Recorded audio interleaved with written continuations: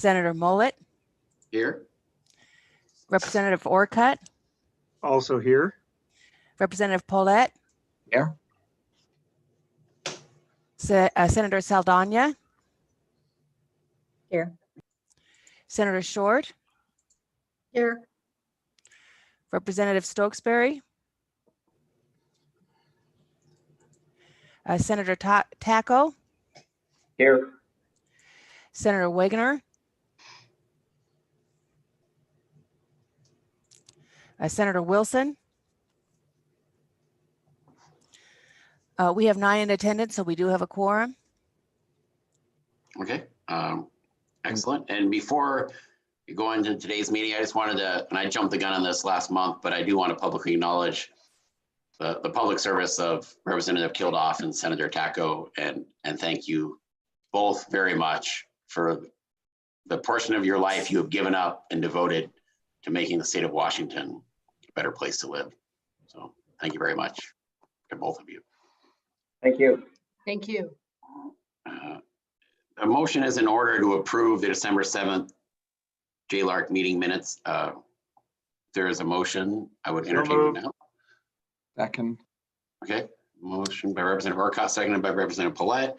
We will have Jaylard staff do another roll call on approving the minutes. Thank you. This vote is for the motion to approve the December 7th, 2020 Jaylard meeting minutes. Representative Fye. Here. Aye. Representative Frame. Aye. Senator Hasegawa. Representative Hoff.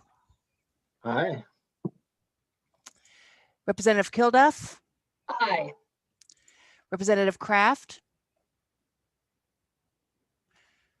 Senator Mullet. Aye. Representative Orcutt. Aye. Representative Paulette. Aye. Senator Saldana. Aye. Senator Short. Aye. Representative Stokesbury. Senator Taco. Aye. Senator Wegener. And Senator Wilson. Aye. We have 11 ayes, so the motion passes. Okay, excellent. And with that, our first order of business will be public records reporting. And I think Ashley Elliott from Jaylard staff will give us the update. And just so everyone knows, the same thing as every Jaylard meeting, please interrupt the presenters. I mean, just let me know if you have a question as we go. I feel it's much more interactive to ask them as we go than wait till the end. Good morning, Mr. Chair, members of the committee. My name is Ashley Elliott, staff to the committee, and I'm here this morning to present our briefing report on public records, performance metrics, and data. And just before I begin, I wanted to remind you that this is a data collection project. So while we do collect the data, we do not verify any of the information. And members should know this is all pre-COVID, even though we're hearing it in January 21, this is all from 2019, correct? Yes. So in 2017, the legislature required state and local agencies to report on 17 public records related performance metrics. Agencies that spend over $100,000 fulfilling public records requests are required to report to Jaylard. However, Jaylard staff does recommend that all agencies report. And in 2019, the legislature made some changes, and instead of reporting on 17 performance metrics, agencies now report on 15. So dashboards this year will allow for comparison of 2019 and 2018 reporting results. Jaylard staff identified 2,418 agencies that may be subject to the reporting requirement. Of those, 889 agencies reported information to Jaylard, 208 of which submitted data, and an additional 681 reported that they were below that required threshold and did not submit data. And we had no response from 1,529 of those agencies. And of those, 1,257 had operating budgets of under $10 million. So if they spent up to 1% of their budget on public records, they would still fall short of that required reporting threshold. And reporting rates varied by agency category. So the categories with the highest percentage of reporting were state agencies, commissions, boards, cities and towns, and higher education institutions. And county government agencies, school districts and educational service districts and special districts had the lower reporting rates. And of those that we didn't hear from, again, it's unknown how many would be above that required reporting threshold, but we believe it's likely that many are not. Of those 15 performance metrics, we have grouped them into 6 categories, including requests received and closed, response time, clarified, denied, and abandoned requests, response format, cost and time, and legal claims. So I'm going to— Ashley, can you speak? So the school districts seem like they were the outlier of people not responding as much to public. Is that accurate to our data survey? Is that? Consistently over the last couple of years, they've been in the lower end of the number of agencies that have reported in that category. No, I don't know why, but we are continuing to do outreach to that group. It does also fall during kind of a weird part of the school year. It's due in the summer, and so that might also influence how many of those agencies are reporting. But we do continue to do outreach and try and specifically do outreach to that group, since they're one of our lower reporting rates. It just seems like on a percentage basis, if only 3%, is that what it said? 3% of school districts responded. So we only heard from 9 or 10 of them. Is that right? 3% submitted data and 34% said that they didn't meet the threshold. Okay. So yeah. Got it. And just as a reminder, before I go into some of these numbers, that these are all the numbers I'm going to be going over are for the 208 agencies that submitted data and covers the calendar year 2019. So agencies reported 20,826 requests that were open on January 1st, 2019. They closed 383,433 requests during the year, or I'm sorry, they received, excuse me, and then they closed 362,547 requests during calendar year 2019. And these are 2018's numbers for comparison. And just as a reminder, the 2018's numbers are representative of the 204 agencies that submitted data in 2018. Agencies reported closing 206,316 requests in 5 days and providing estimates for 183,652 requests. Agencies on average closed requests in 15 days with a median time to close requests of 5 days. And again, 2018's numbers for comparison. Agencies reported 20,531 requests that required clarification, with 12,687 requests being fully denied, and an additional 31,237 requests that were partially denied or redacted, and 16,593 requests that were abandoned by requesters. And again, 2018's numbers.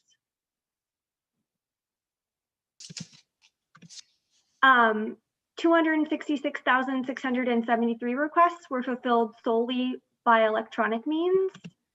26,099 requests were fulfilled only with physical records, and 11,073 requests were fulfilled with a combination of physical and electronic records. 1 second, Ashley. Senator Short has a question. Thank you, Mr. Chair. Just wondering, Ashley, if there was any differentiation when you talked about, the requests being filled taking more than 5 days. Did a lot of those seem to be tied to maybe smaller jurisdictions that maybe needed that, took that extra time? Yeah, that's a great question. I would have to look. I'm not 100% sure where they fall, but I can definitely look it up and get back to you on that.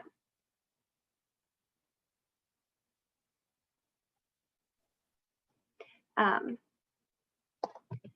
then 50,702 requests were closed with no responsive records.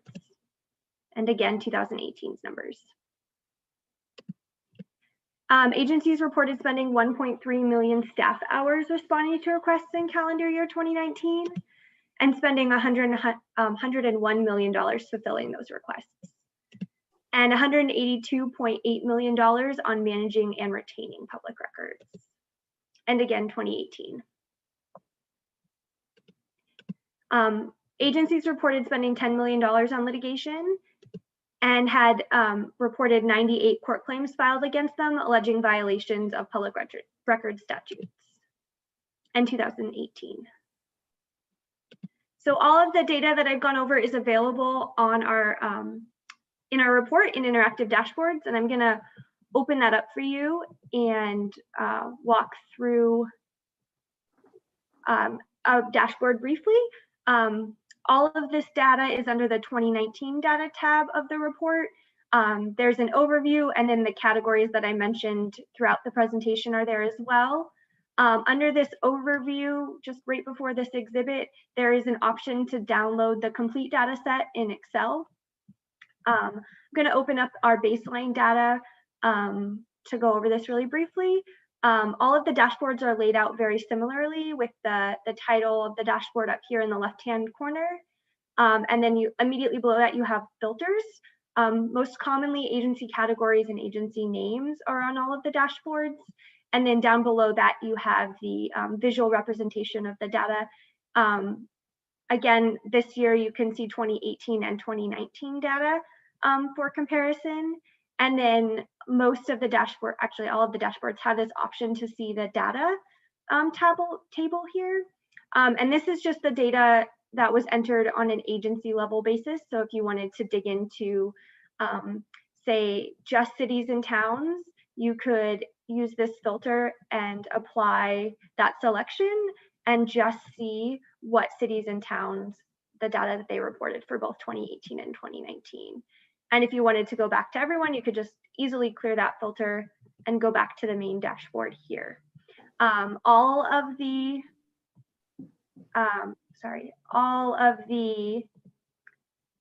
metrics have dashboards associated with them, and they all compare 2018 and 2019 data. So that concludes our prepared remarks. I'm happy to answer any questions, and we will be back in 2022 January to present an update on 2020's data. And Representative Kildoff has a question. Yes, thank you, Mr. Chair, and thank you, Ashley, and the team for the report. So with respect to litigation and then actual requests filled, you mentioned there were 98 court claims in 2019, and then back on page 8, there were some numbers that were discussed that I think led to a percentage of 89% of requests actually being filled. So my question is this: can you tell us what percentage in 2019 of requests resulted in litigation, and what percentage of requests were actually fulfilled by these agencies that did report? Again, on page 8, I thought the math was 89%, but would defer to you on that. And then these 98 court claims that you mentioned, what fraction of public records requests are we talking about? I can definitely look that information up. I know that sometimes the court claims are not necessarily from requests that were fulfilled in 2019. So it's possible that something was filed before, but I can look into that and see what I can get for you.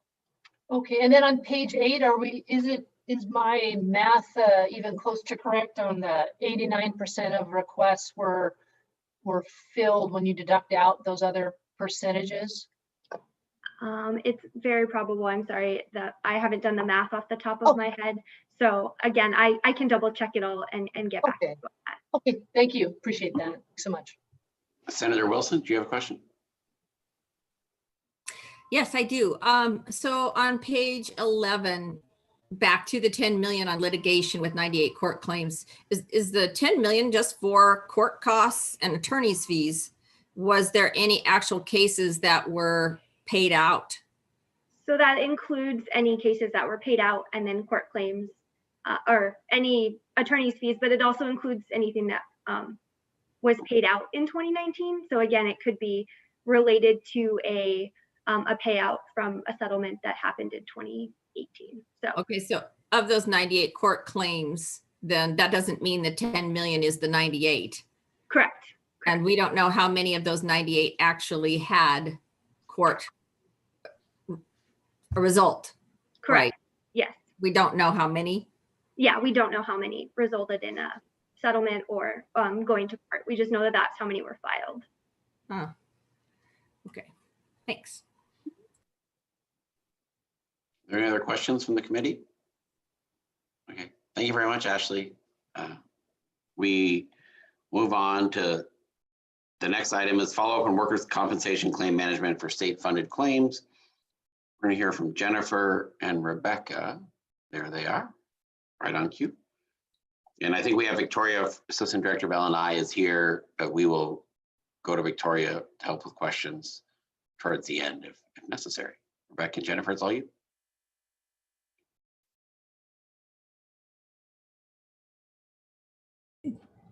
Thank you, and good morning, Chair Mullet and members of the committee. My name is Rebecca Connolly, and I am here with my colleague, Jen Sulzer, and we are here to present our preliminary report on workers' compensation claim management for state-funded claims.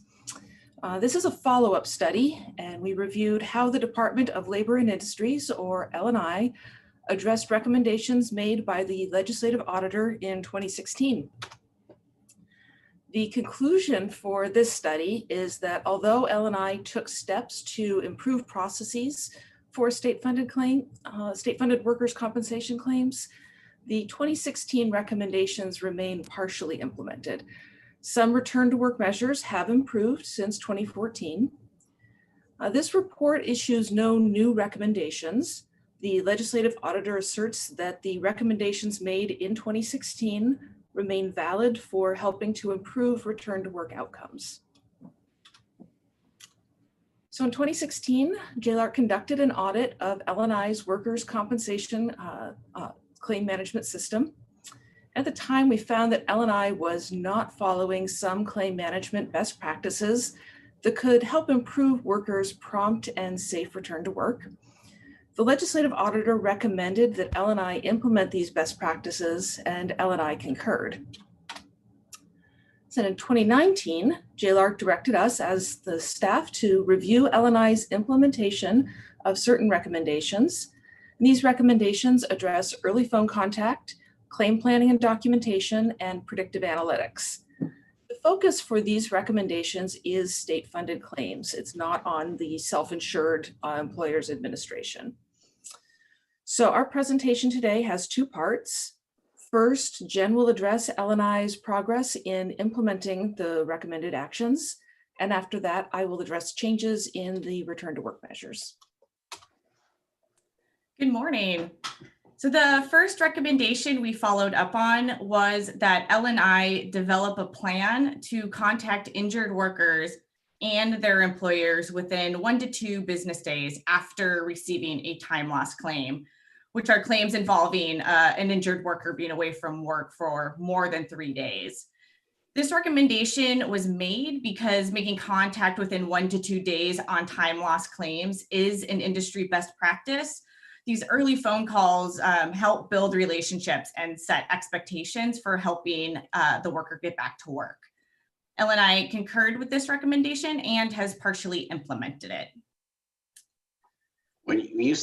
Jennifer, when you say partially implemented, can you go into more detail? Like what is that? Yep, that's the next couple of slides.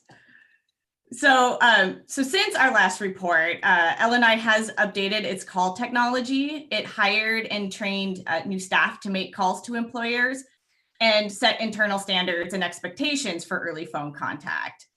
So the approach that L&I used to implement this recommendation is sort of described as follows. A time loss claim is received and processed by the agency before being assigned to what is called the early contact team. And this team is relatively new. It was developed in 2016 with the intent of contacting only employers. And the new standard that L&I developed was for this team to call employers within 2 days of the claim being assigned to a member of that team. So next, the claim is assigned to a claim manager, which on average, this takes about 4 days after the claim is received by the agency. And the claim manager is responsible for contacting the worker and sometimes the employer if the early contact team was unable to reach the employer. And the new standard for L&I set for claim managers is that they also should contact the worker within 2 days of the claim being assigned to them. So to answer your question, Senator, this recommendation remains partially implemented because despite the standards, technology, and training, we found that few employers or workers receive calls within 2 business days of the claim being assigned to staff. So using L&I's own standard, we reviewed about 7 months of call data and found that L&I made actual contact with 22% of employers and 4% of workers within 2 days of claim assignment. Jennifer, is it hard to say, were a lot of the other contacts happening, were they happening in days 3, 4, and 5, or were they not happening at all? Or? Yeah, so I think in our report, we put together sort of a dashboard where you can see how long it's taking calls to be made to both the workers and employers. And so we did look at, we were really specifically looking at that 2-day standard, but then we sort of looked out far, was it happening in like 3 to 7 days or 7, to 10 days. So we do have that information in our report that can show sort of how many calls were being made after the 2-day standard. Mr. Chair, if I could. Yeah, Representative Urquhart, go ahead.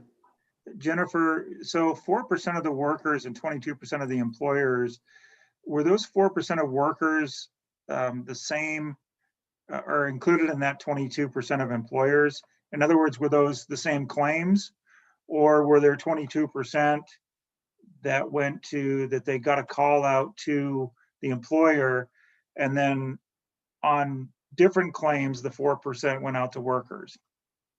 Yeah, and I'll have Rebecca feel free to jump in here, but we didn't specifically sort of look at the life of a claim. So whether, it came into the early contact team and then that same claim was transferred to the worker. We were really sort of looking at L&I standard of, so they get this claim assigned to them. Are they actually making these calls? And so we didn't pursue sort of the life of one particular claim. Okay, Senator Short has a question. Thank you, Mr. Chair. And if you go into information, my question, and you deal with it, and in future slides, that's okay. I'm just trying to get an idea. I mean, those numbers seem really low, and I'm just trying to get an idea of maybe like the volume of cases that they have, relative to the staff that they have. I don't know if that's information you have. I think that's probably a question better answered by L&I. I think they have a better idea of sort of their claim manager ratio to claims being filed. So, and just as I know Victoria's on, Victoria will come to you at the end of the presentation, but if you want to make note of those questions that are going to be best suited for you, then we can just have you answer those at the end. Okay. And I just want to point out that these are specific to those time loss claims, and time loss claims are a portion of L&I's overall claims, accepted claims. And based on the information in their annual reports, that percentage is going down. But like Jen said, that L&I could better answer how those claims are divided based on complexity among staff. You have to miss 3 days to be a time loss claim. Is that correct? Correct. Okay. It is the time loss payments begin after 3 days are missed.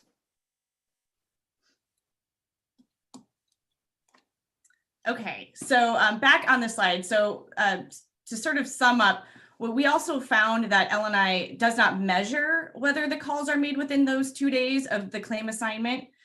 Instead, L&I measures timeliness based on a different standard, which is whether a call was attempted within 3 days of the first payment of time loss benefits, which, as we noted in our report, that first payment occurs typically later in the process. So moving on to the second recommendation, in connection with the phone contact standards I just discussed, case planning, and file documentation are industry best practices for effective claim management. The 2016 Jaylard report noted that only 15% of claim files reviewed had documented plans and actions taken by claim managers. As a result, the legislative auditor recommended that L&I institute claim management planning and standardize claim documentation. Again, L&I concurred with this recommendation and has partially implemented it. So L&I's approach in implementing this recommendation was that it revised an interface in its computer system to provide a template for documenting claim activities. They also trained their claim managers on how to use that template to document their actions. And this recommendation remains partially implemented because despite the changes L&I made, the agency does not routinely verify whether claim planning and file documentation improved across the claims management division since our last report. And the third recommendation from 2016 involved the use of predictive analytics. And in this case, predictive analytics involves mathematical models used to inform or improve claim management.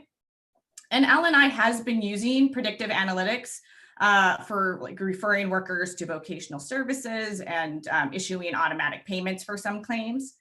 But in 2016, the legislative auditor recommended that L&I expand on its use of predictive analytics to identify more complex claims earlier in the process so that the agency could better prioritize and manage its caseload. L&I did concur with Jennifer, this. Yep. Can you give us a more concrete example of what that looks like when you say predictive analytics? Like, can you give us just an IE, I guess? Or is that hard? I'm going to defer to Rebecca. She might have a better example off the top of her head. So one of the ways that L&I is using predictive analytics currently, and that they were using when we did our initial report, is that they look at claim characteristics when the claims come in, and based on certain characteristics, they can determine, is this a claim that is likely to become time loss, or is this going to be a medical only claim? And some of those claims can be funneled into what's called an auto adjudication, where it's managed by the computer system and the medical payments are generated automatically, so that the workload is shifted from a claims manager having to do that work to the computer being able to do that adjudication for certain types of claims that meet certain standards. And that's based on, for lack of a better, in a sense, an AI system looking at those characteristics of those claims. That's one way that L&I is able to use predictive analytics currently, and that we were talking about in the last report. Looking at it for more complex claims, it would be certain ways of looking again at claim characteristics to identify which claims might be more complex and need a greater level of intervention, for example, or earlier phone calls, so that the agency can prioritize the caseload that certain claim managers are getting. And those are the kinds of things that were suggested that the agency look at doing. It's not to say it can't be done by people, but it's the use of those mathematical models to do those interventions. Okay, that helps. Thank you. Okay, and so we found that L&I has not implemented this particular recommendation. And during our review, L&I reported that it does not plan to develop new predictive models to assist with case workload and prioritization until a new computer system for claim management is in place. L&I is replacing its legacy computer systems, and it has received funding from the legislature for that first phase. But this is a long-term project, and L&I anticipates that it will be completed in the year 2029. The recommendations that we made in 2016 were intended to improve return to work, and that's a primary goal of workers' compensation claims management. Over the next few slides, I will go over some of the measures and indicators that L&I reports to the Workers' Compensation Advisory Committee related to return to work. The committee includes representatives from business, organized labor, self-insured employers, and others. and its statutory purpose is to advise and assist L&I on issues related to workers' compensation. So L&I reports the percentage of injured workers who return to work within 9 months. And for this measure, return to work means that the person received wages at least once within 9 months of filing a claim. And as you can see on this slide, the rolling average increased from 88% to 90% from 2014 through 2019. Now, L&I has taken some steps to improve return to work. For example, it now refers some workers to private vocational counselors sooner in the claim process. However, there are many factors that impact the return to work, so it's really unclear how L&I's efforts have affected the change. L&I also reports on durable employment. This indicator looks at whether people who went back to work have stayed employed for a year. And the change from 2014 to 2019 varies based on when the worker initially went back to work. So essentially, the faster a worker returns to work after an injury, the more likely they are to stay at work. So for workers who returned within 3 months of injury, the rolling average shows a flat trend where 72% were still employed a year later. For those who returned in 4 to 6 months, the trend increased from 57% still working to 60% still working. And for those who returned within 7 to 9 months after their injury, the average declined from 57% to 53% still working. And a third measure that L&I reports is the opposite outcome. So instead of return to work, this is workers who continue to receive time loss benefits for a year or more. Now, L&I aims to decrease this percentage. Prolonged absences from work can be related to poor health and reduced likelihood of the eventual return to work. From 2014 to 2019, this decreased from an annual average of 4.2% to 3.3%. So to recap, although L&I took steps to improve its processes, the 2016 recommendations remain partially implemented. This is the last year of planned recommendation follow-up by the Jaylard staff. The legislative auditor is issuing no new recommendations and asserts that the 2016 recommendations remain consistent with best practices and valid for helping to improve return to work outcomes. This concludes our presentation for today. We plan to be back in May with our proposed final report. And our contact information is on this slide, and we'd be happy to answer any more questions. Hey, Jennifer, Representative Kildoff has a question. Yes, thank you, Mr. Chair, and thanks for the report. And good to know that the agency, Ms. Kennedy, is with us. These 3 best practices that we've been talking about here today, they're all related to state fund claims. There's a whole other universe of claims out there, the self-insured world. And I'm wondering if either the agency or perhaps you, Jennifer or Rebecca, can remind us about what percentage of claims adjudicated in our state are self-insured, and also wondering whether these self-insured employers are following the same standard if L&I is auditing them for that, just to ensure parity between state fund workers and self-insured workers, because no matter where you're injured, it's still an on-the-job injury or occupational disease. And then my last question rolled into this, if I may, Mr. Chair. Linus is the L&I system, and that has been around for a long time. I personally use it myself when I handle these cases. And wondering if the agency or Jennifer or Rebecca can comment on how old Linus is and how long L&I has been using that system. So those are great questions. I think with regard to self-insured, the 2016 recommendations did focus on state-funded claims, and off the top of my head, I could not tell you what percentage of claims in the state are self-insured versus state fund. Hopefully Vicki can weigh in on that, as well as any auditing practices they have. And with regard to how old, again, Vicki would have to tell you that. I know it is a very old system, and we commented in the 2016 report that The replacement was underway, and the first phase of that replacement project is underway now. So, Senator Taco had a question. Yeah, thanks. Go ahead. I'm Go hoping ahead. the agency can respond to that at some point then. Yeah, we'll have Victoria respond once we wrap up. Senator Taco? Yeah, I was just wondering, on those numbers of how many people go back to work after so many months, does that take into consideration whether somebody voluntarily changed a job or retired or did something different? that data simply looks at whether or not they, so what LNI is doing is they're taking wage data from the Employment Security Department and matching it to its own data to identify which people have gone back to work. It doesn't account for, say, someone who went back to work out of state, because ESD would not necessarily have that data, self-employed or making those decisions to do something different, early retirement and so on. It simply identifies whether or not they continue to have wage data in ESD records. Okay.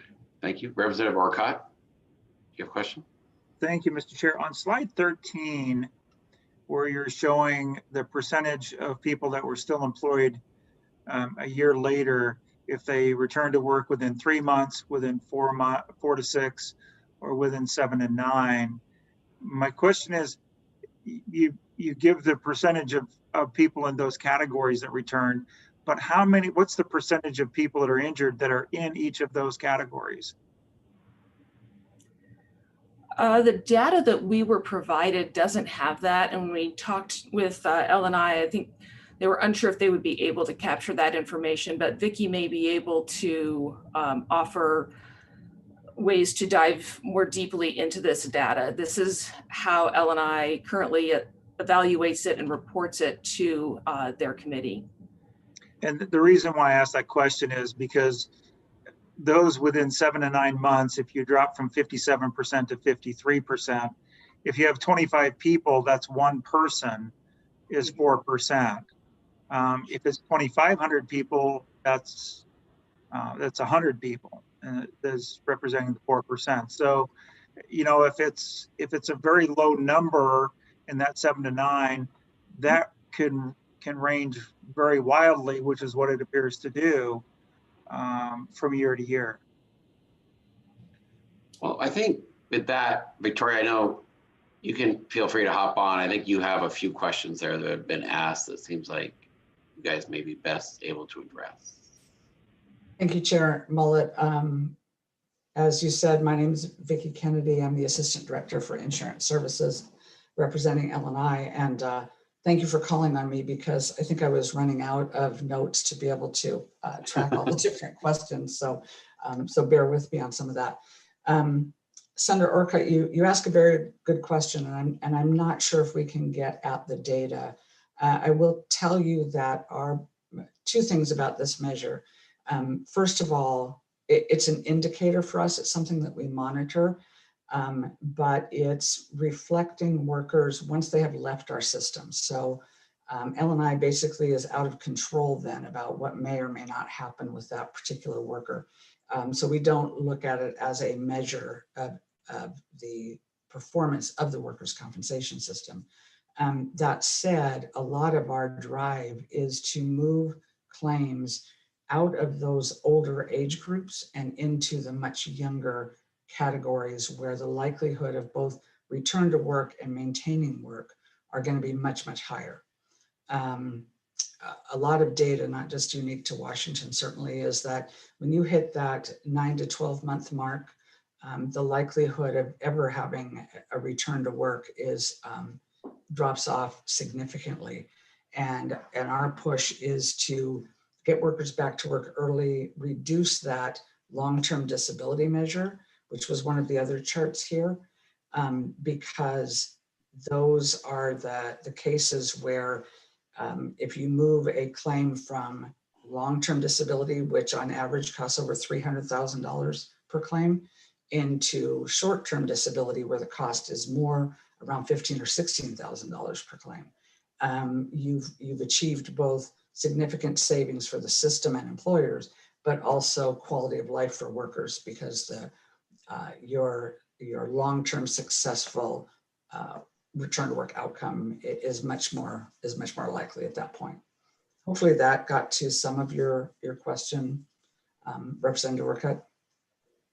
Well, and you can follow up offline too, Vicki. I think Representative Urquhart's point, I guess, is if this within 3 months is 50,000 out of the 70,000 claims, and the 7 to 9 months is only 5,000, then maybe it just puts it in perspective, I guess. Mm-hmm. And I want to make sure too that we're recognizing that this is what they call a durable employment measure, which is measuring whether they maintained their employment for 1 year, which will vary a lot as you get into some of these categories of workers. But we'll see if we're able to break that down in how many workers are within each of those categories for you. Thank you. And then Vicki, do you have your list of the other questions? Or I do. I'm sure I'm going to miss some. So please jump in where I have. So first of all, one of the questions was, what is the age of Linus? It is well over 40 years old now. I believe that we first got our initial taste of Linus in the very late 1980s, early 1990s. And there is a project to replace it ultimately with a commercial off-the-shelf system. I believe it was Jennifer mentioned that we don't see that concluding until 2029, but it is in 3 major phases. Right now, the plan is to implement employer policy technology first, followed by claims management policy, technology, and then ultimately benefit payment technology. So predictive analytics would likely be in one or both of the earlier phases.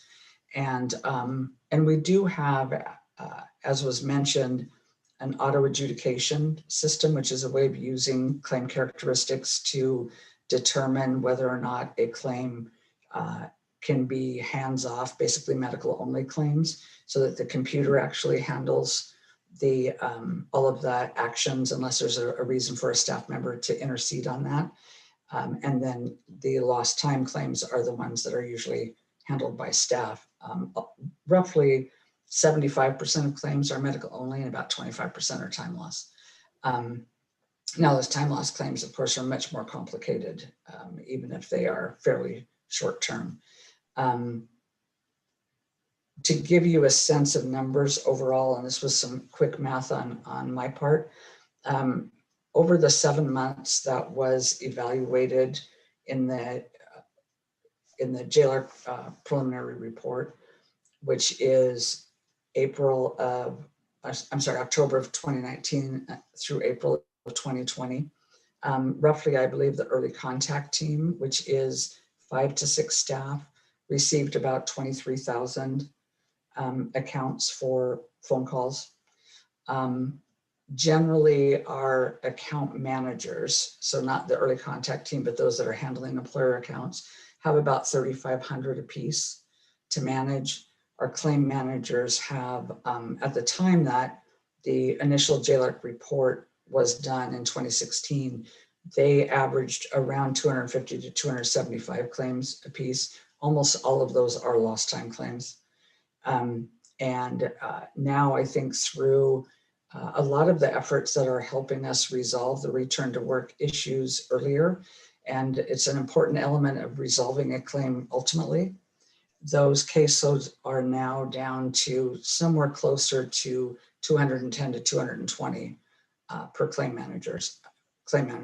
That's also to give credit to the legislature, recognizing that we were given some additional claims management staff to begin to reduce those caseloads. The original Jaylard consultant said after they pulled together an expert panel of folks from other jurisdictions, said that about 141 was an acceptable caseload for claim managers. We haven't, of course, seen those numbers for probably decades within our system. So it is an important consideration of how we prioritize work.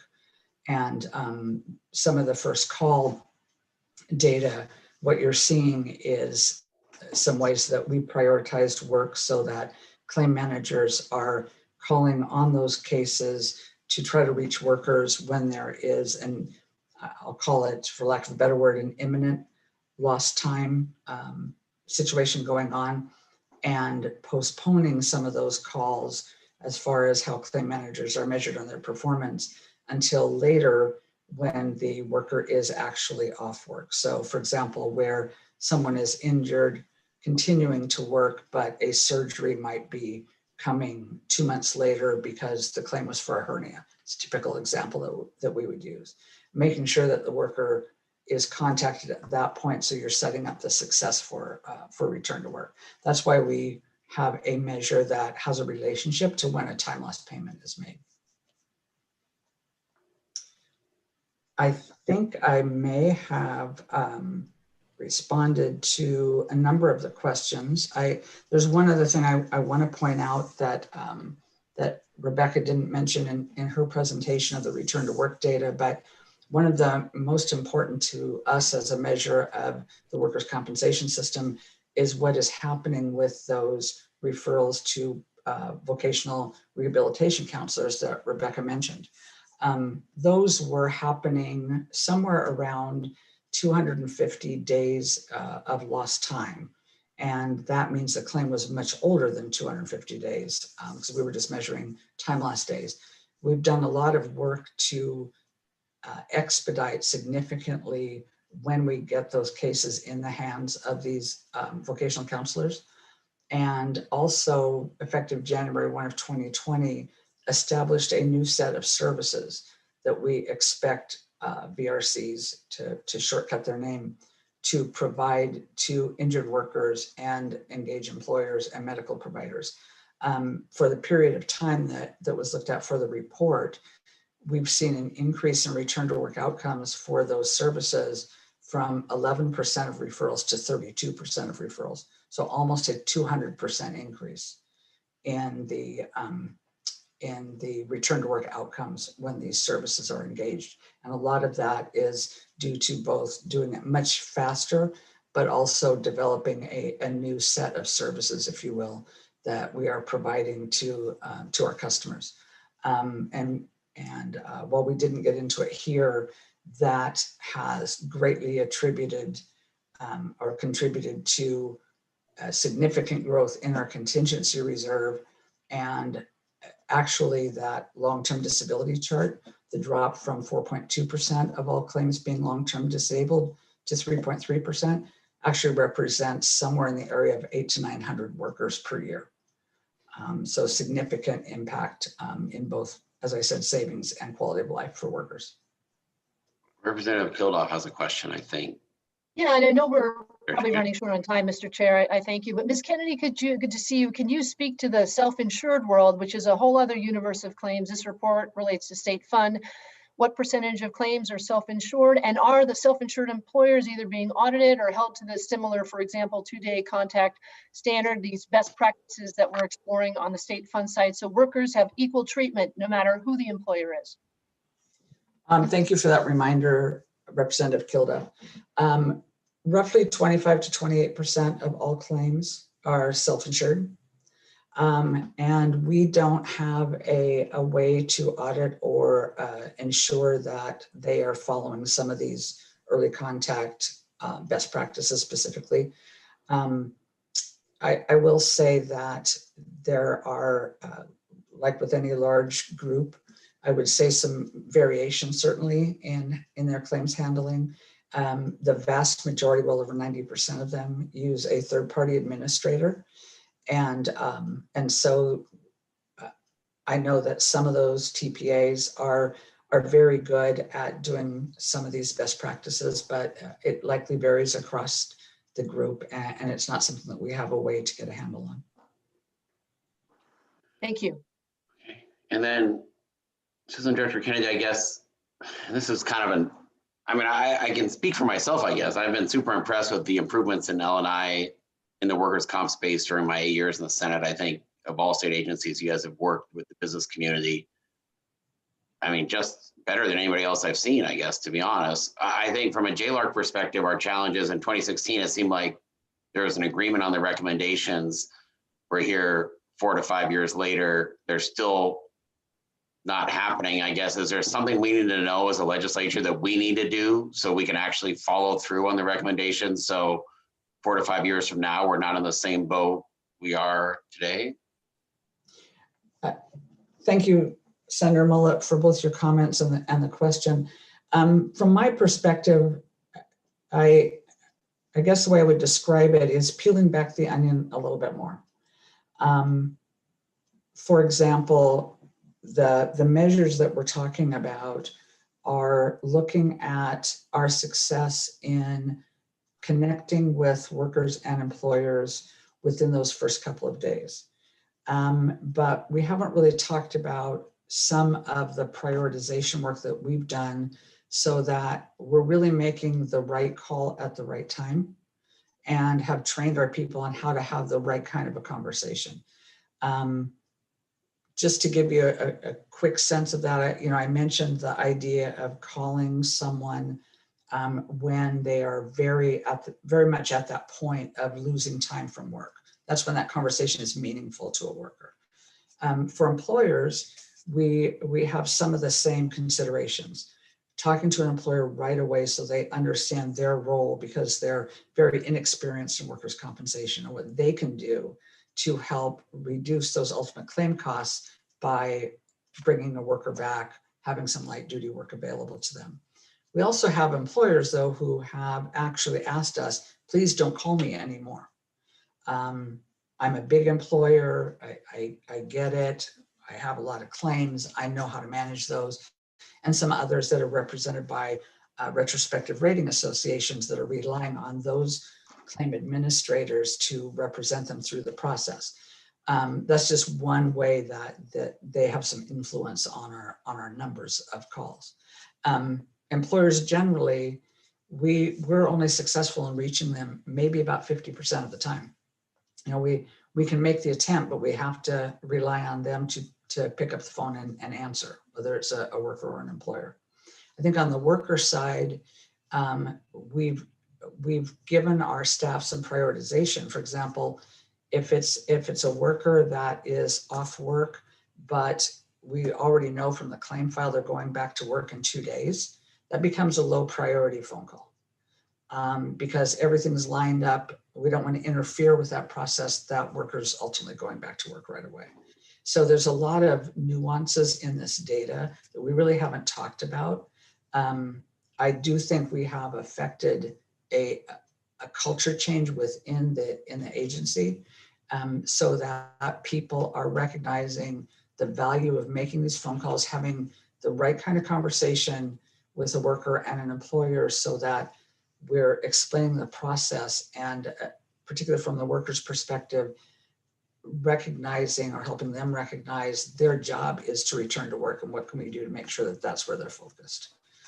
So even though the data, looking at the numbers looks very poor, when you peel it back and look at our claim managers' success in making those connections on the claims we've asked them to prioritize, the data looks much different. I guess, is there a way to provide that to the committee? Kind of, I guess, if you guys have, if you're sitting on that data, like which ones, I mean, I think your example of somebody's on the path, even though they've been out of work, you already know they're going back within the next week. I think it would be helpful for the committee to be able to see that, what portion of that falls in that bucket. I'm happy to do that, Senator Mullet. I don't know that our data is quite that precise, but it's certainly, we should be able to tell you of the priority claims as we've bucketed these, meaning within so many days of this worker being off work. I'm sure we can provide you that. Okay. If there's no other questions from the committee, I think that wraps up this segment. Thank you, Jennifer. Thank you, Rebecca. Thank you, Assistant Director Kennedy. And we will move on to the 2021 Tax Preference Targeted Urban Area Exemption. We have Dana Lynn from Jaylard staff is Is Senator Wagner on to fight for the 39th year? He is not. Okay. Go ahead, Dana. Thank you, Mr. Chair, members of the committee. Here we go. Just want to check, can you all see my screen? Can. Very good. Good morning, Mr. Chair, members of the committee. My name is Dana Lynn, and I'm staff with your committee. The next presentation that we'll focus on is for one of our 2021 tax preference reviews. Now, generally, we present these tax preference review reports to you at the July meeting. However, in this case, we are bringing our preliminary report to you early so that you can consider it during the 2021 session. This particular report is on a local property tax exemption that's provided for targeted urban construction. It was enacted in 2015 and is scheduled to expire in December of 2022 to new participants, and there are no estimated beneficiary savings. The legislative auditor concluded that cities may be ineligible to offer the preference and that legislative action is needed if the legislature wants to ensure the preference is available.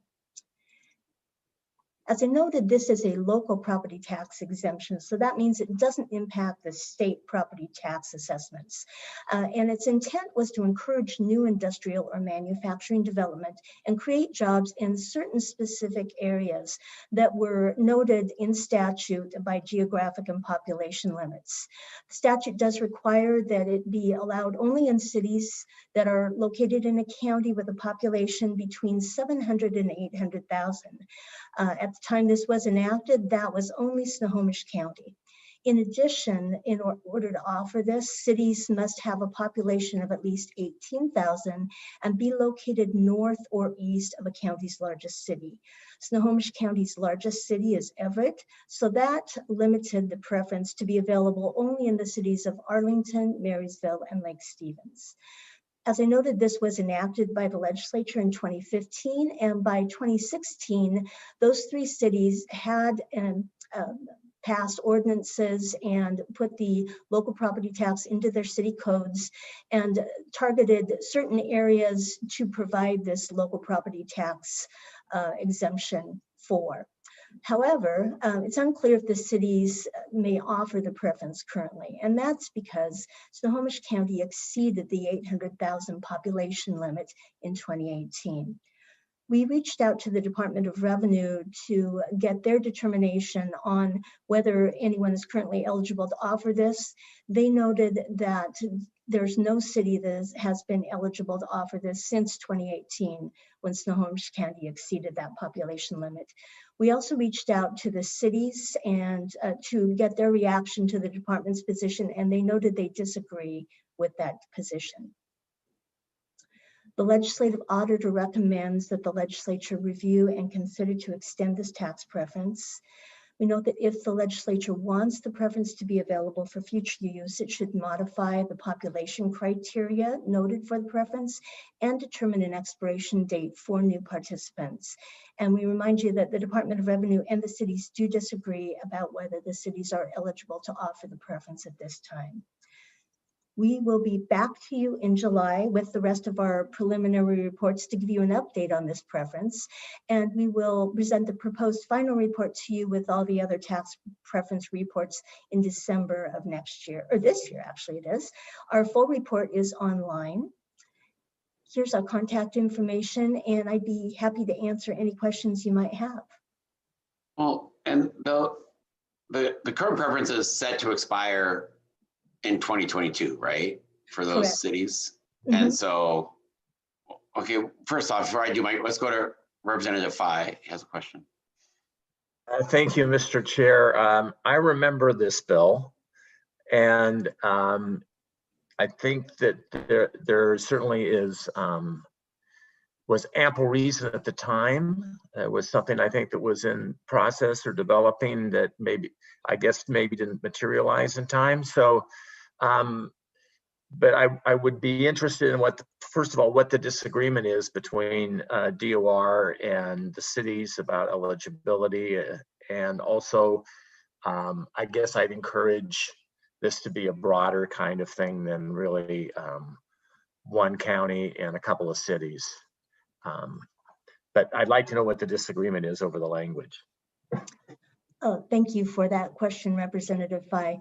The Department of Revenue interpreted the statute. It's a complicated legal issue. The Department of Revenue does provide administrative guidance on property tax issues for the locals, and also provides legal guidance. And the department's reading of the statute is that in order to be eligible to offer the preference, a city must be within that population range. And if that population range is exceeded or not there, then no one can offer it. The cities did respond to us that they feel that the gist of it was that the cities qualified when the statute was enacted and will be eligible until the expiration date.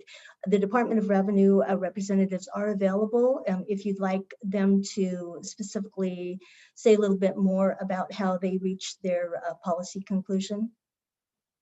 Well, and I think Representative Fye, you're hitting on the key point. I know our Representative Orcutt did some population analysis by county prior to this meeting this morning, and Snohomish County basically is hovering just above 800,000, so they're above that threshold. Pierce is the next most populous county at like 875-ish, or give or take. And so I think the challenge is if you were just it's a tricky challenge, I guess, of if you change the population threshold too much, you would start to loop in Pierce, which I guess would be the policy question for the legislature is, do they want it to be a broader program? Or are they just trying to target Arlington, Marysville, and Lake Stevens? And I guess but I think Jaylard's bringing it forward to us now in the sense that if we want to provide clarity for those cities to continue using the program without ambiguity, we would have to probably do something in this upcoming legislative session. A little bit of context to Representative Fye. You noted that you recall this from 2015. The cities of Arlington and Marysville specifically did bring the idea forward to the legislature. We asked them if they had specifically wanted it to be limited to them. They said no, they wanted the opportunity to have this available for them. They did not have any opinion on whether anyone else would be able to offer it. And it does only impact the cities and counties for those particular. It does not impact the state property tax levies at all. So it is kind of a local decision that localities that were eligible for it could make.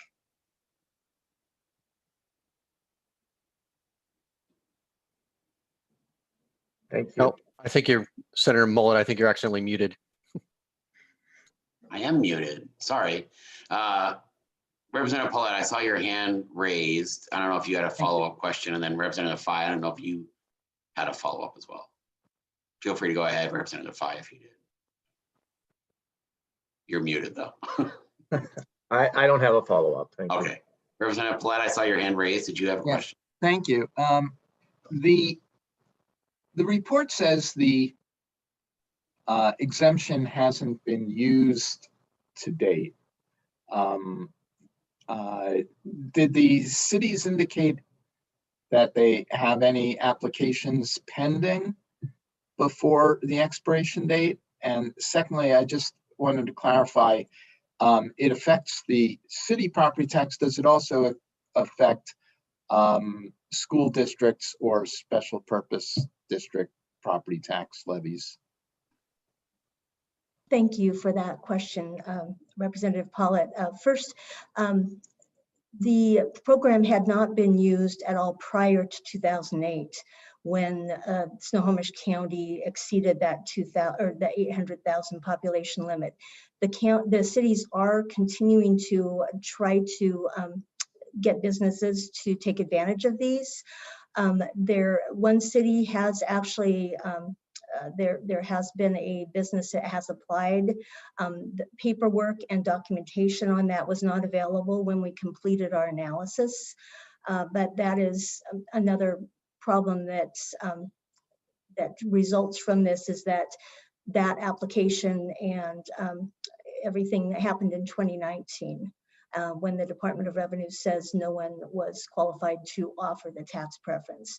So that's another issue that is problematic with this and why we're bringing it to you now, so that hopefully there can be some resolution provided to get this straightened out.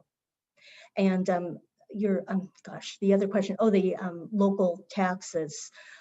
It does, I don't believe it impacts the school district taxes. It is local, city, and also the county can pass an ordinance to allow for county taxes to be exempted. And in Snohomish County, the county did that as well as those 3 cities.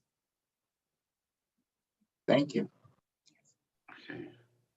And I don't know if there's any other questions. I know DOR is here, but at least I personally can totally understand why DOR is having some challenges on their side, because the county has crossed the threshold that we set in statute. So I think DOR's job is to call balls and strikes on this one. And it's pretty clear if the county's above, why it was creating some confusion, I guess. So I guess, thank you very much, Dana. I think this is brought to us at the right time. And I think the folks in the 39th and I guess 44th legislative district should decide if this is going to be something they really want to pursue to make sure it gets to the finish line this session. And I think Representative Fai's point of the legislature have to decide if they want it to be a broader exemption than just those 3 cities. Okay, thank you very much. Our next item is approved for distribution of the Wildfire Prevention, Preparedness, and Expenditure Review proposed final report. We have Rebecca again, and then Casey and Susanna, I think. We saw the preliminary at the last meeting. This is the final.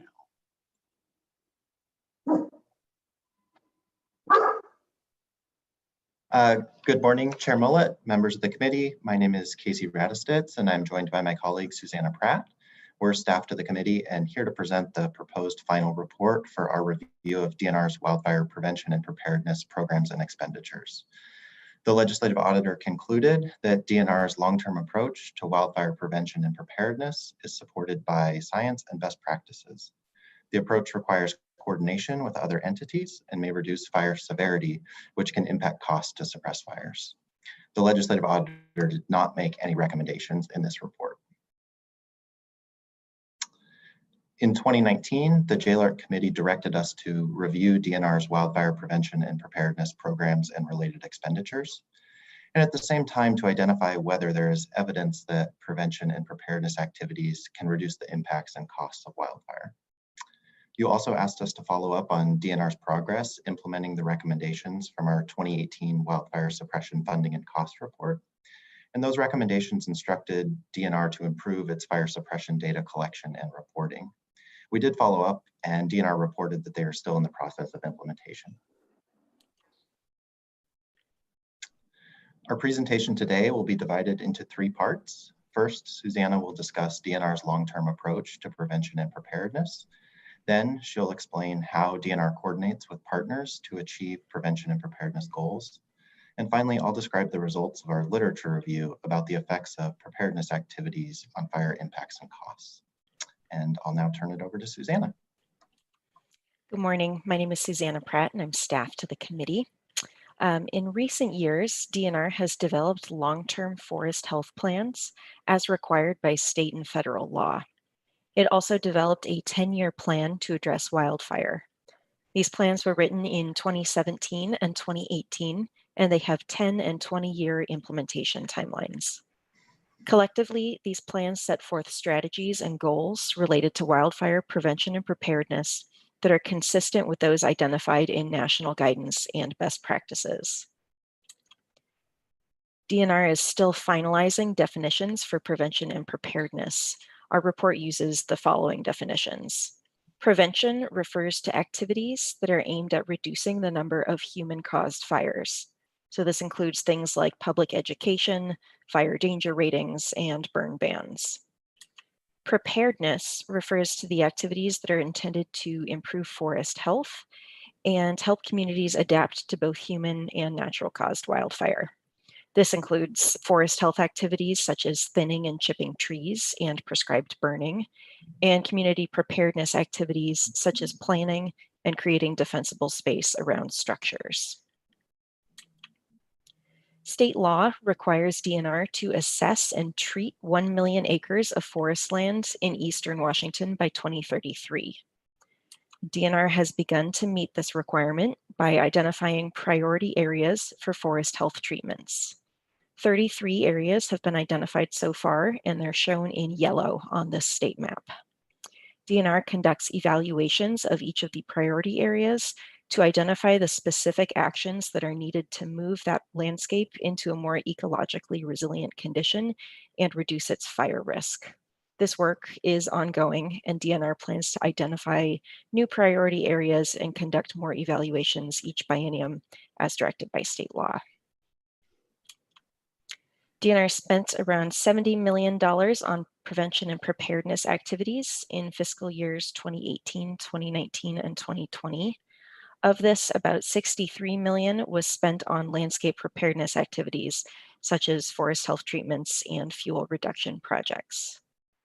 Currently, DNR cannot systematically show how much it's spent in specific areas, but they are planning to address this by linking their financial and spatial data, and it intends to combine this data with information from other landowners in a multi-party tracking system.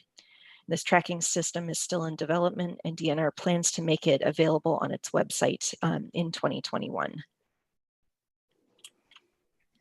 In this next section, I'll explain how DNR coordinates with landowners and other stakeholders to achieve prevention and preparedness goals. There are about 22 million acres of forest land in Washington, and collectively, federal, tribal, and private landowners own more than DNR does. As I explained earlier, DNR has established 33 initial priority areas for forest health treatment. On this map, the dark blue represents land that DNR owns, the light gray represents federal land, and the white is other ownership, such as tribal or private landowners. The priority areas that DNR has identified are shown in a yellow overlay.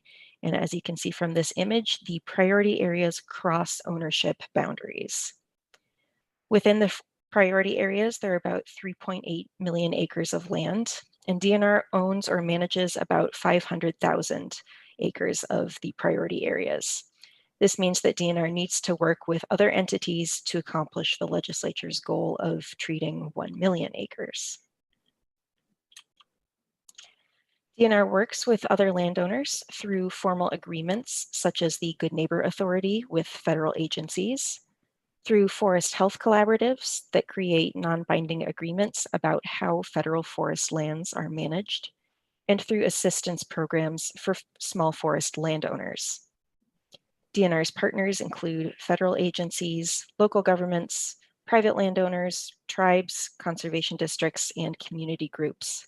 And our full report includes more detail about how DNR works with these other entities.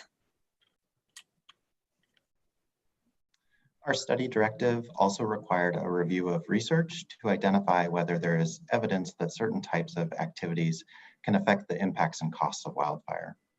To do this, we worked with 2 expert consultants and reviewed more than 300 peer-reviewed research articles, guidance documents, and published reports about fire ecology and management. The full bibliography is available in the appendix of our report, and in the next few slides, I'll give you an overview of what we found. Landscape preparedness activities, such as thinning, chipping, and prescribed fire, can reduce fuels on the landscape. And while the goal of these activities is not to stop all fires, they can change how a fire behaves when it encounters this area. And here's a quick, very simple example of how it can work. Before fuel reduction takes place, the forest is densely packed with trees, brush, and surface fuels such as plants and wood debris that line the forest floor. When a fire occurs in this area, it can travel from surface fuels through ladder fuels and into the forest canopy. This high-intensity fire can then spread through the forest canopy and leave the forest severely damaged. After fuel reduction activities, there are fewer surface fuels and the distance between trees and from the forest floor to its canopy is increased. when a fire occurs in this area, it is more difficult for it to move into the forest canopy.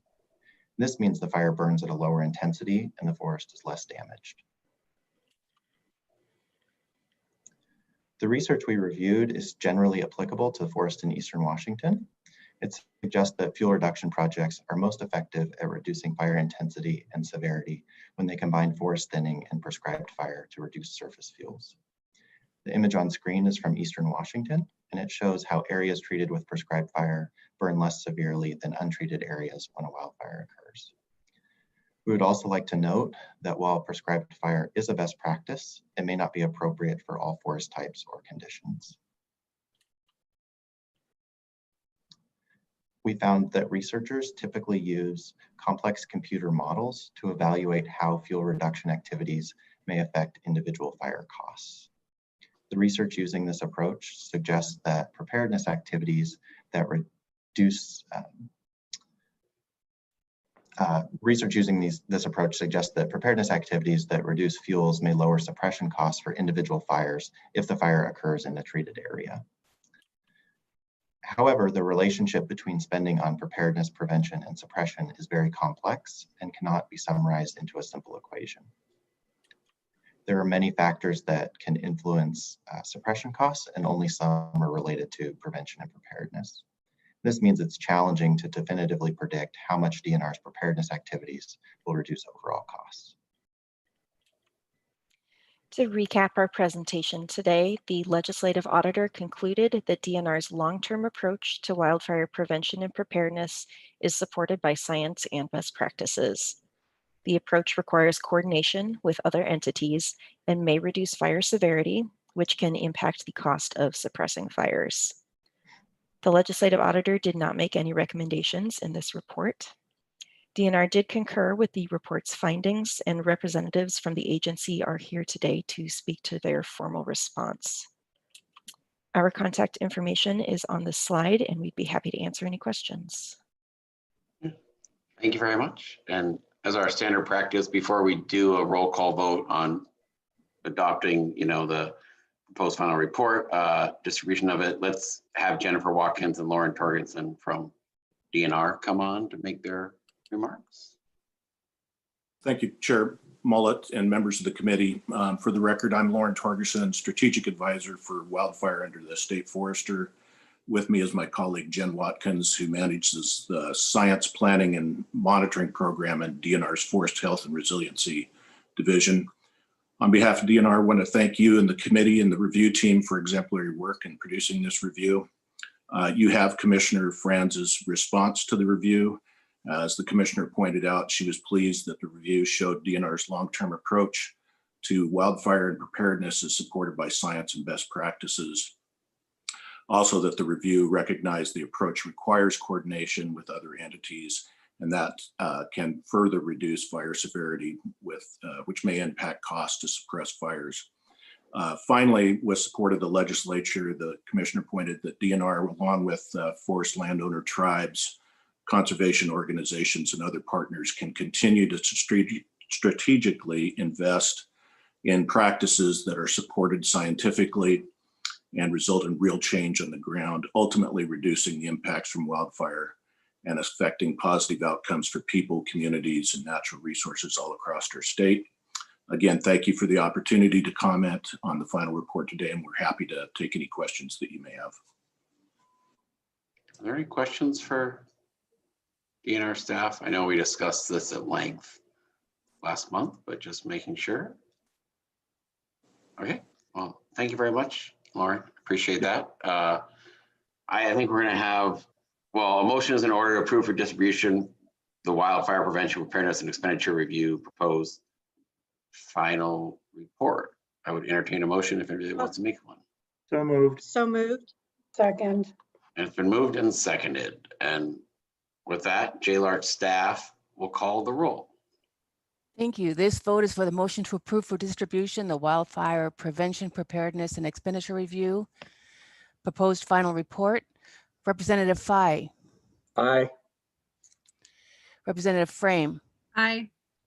Senator Hasagawa. Aye. Representative Hoff. Aye. Representative Kilduff. Aye. Representative Kraft, Aye. Senator Mullet, Aye. Representative Orcutt, Aye. Representative Paulette, Representative Paulette, Senator Saldana, Aye. Senator Short, Aye. Representative Stokesbury, Senator Taco, Aye. Senator Wagner, and Senator Wilson.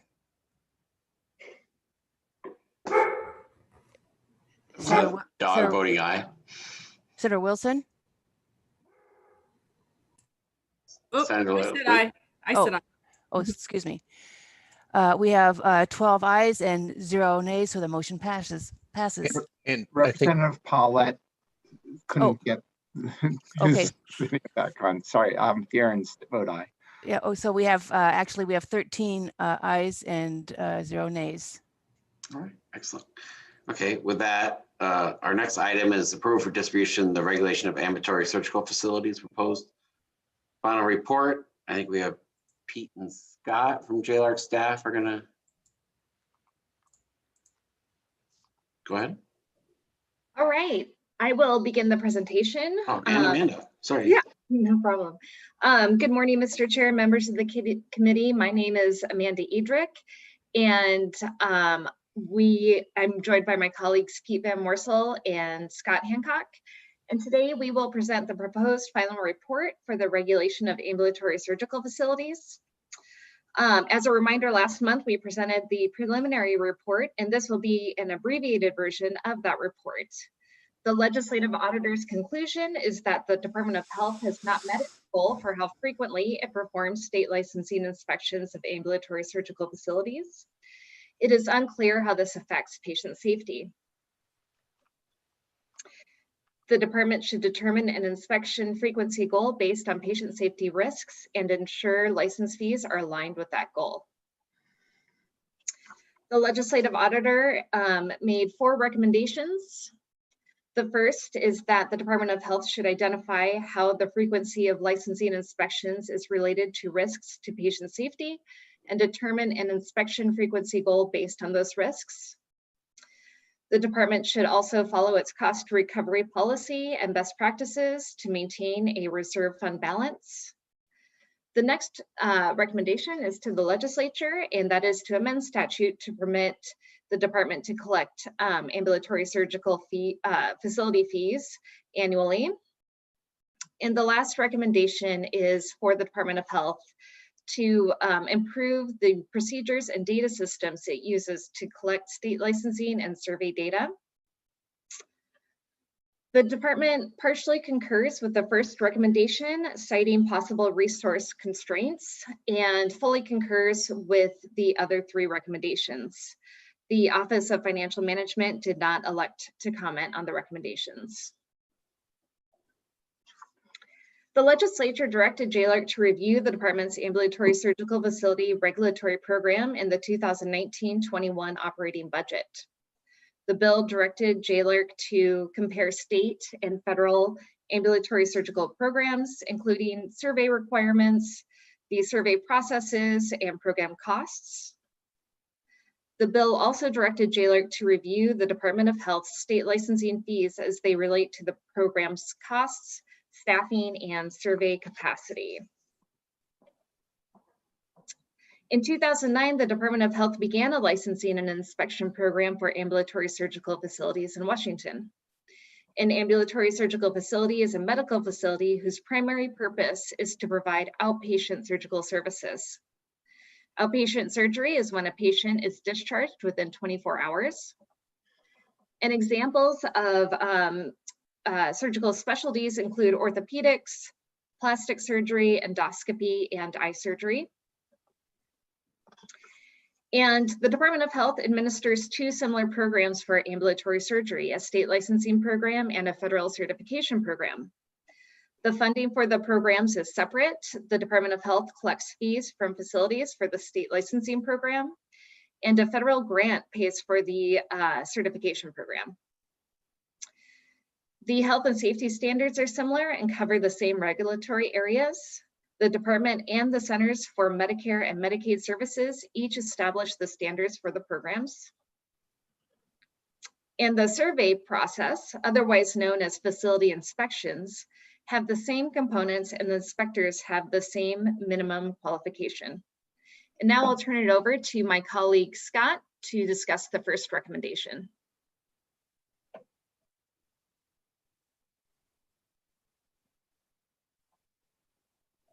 Hello.